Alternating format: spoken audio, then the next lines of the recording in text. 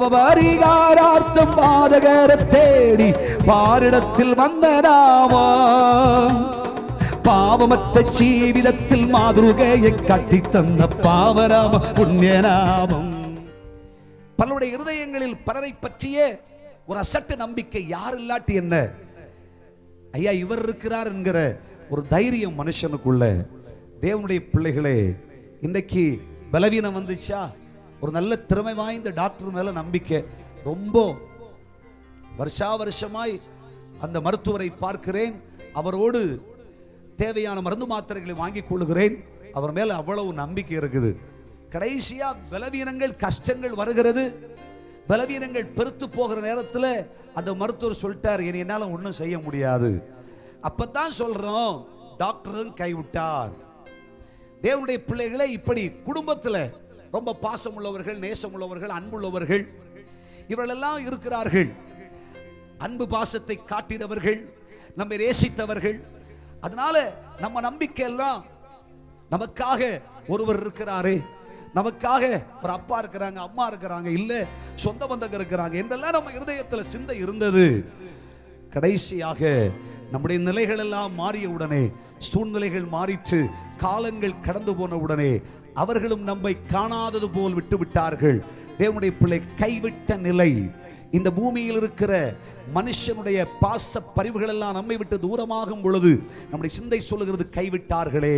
தேவனுடைய பிள்ளைகளை, உலகத்தினுடைய இயல்பு இதாய் இருக்கிறபடியினாலே தான் கர்த்தராகிய தேவன், என் பிள்ளைகளே, என்ன கஷ்டம் வரட்டும், என்ன பிரச்சனை வரட்டும், இந்த பூமியில என்ன வியாதி வரட்டும், என்ன நோவுகள் வரட்டும், எவ்வளவு வழக்குகள் வரட்டும், உன் குடும்பத்திற்கு எதிராய், உனக்கு எதிராய் யோசபாத்திற்கு முன்பாய் நின்றது போல ஒரு பெரிய சேனையா வந்து நிற்கட்டும், நான் உனக்கு சொல்லுகிறேன், உன் வலது கையை பிடித்ததுதான், உன் வலது கையை பிடித்து நான் உனக்கு துணை நிற்பேன், உன்னை கைவிடவே மாட்டேன்.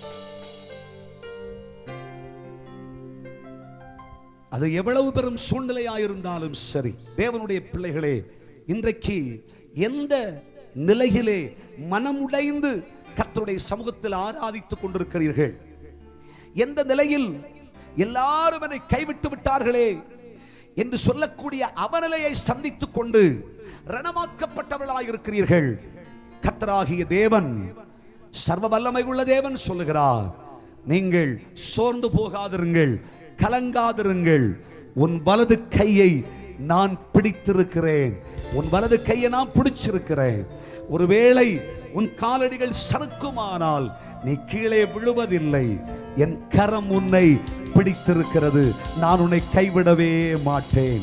ஒருவேளை அமிழ்ந்து போகத்தக்க நிலை உருவாகுமானால் உன் கையை நான் பிடித்திருக்கிறேன், நீ அமிழ்ந்து போவதில்லை, நான் கைவிடாத தெய்வம். ஒருவேளை நம்முடைய வாழ்க்கையில் எல்லாம் முடிந்ததென்று முற்று பெற்ற ஒரு நிலை நமக்கு வந்திருக்கலாம். கர்த்தருடைய பிள்ளையே, கர்த்தருடைய ஆவியானவர் சொல்லுகிறார், கலங்காதே, கலங்காதே, உன் கைகளை நான் பிடித்திருக்கிறேன், முற்றும் முடிய உன்னை நடத்துவதற்கு நான் வல்லமை உள்ள கர்த்தர் என்று கர்த்தர் வாக்கு கொடுக்கிறார்.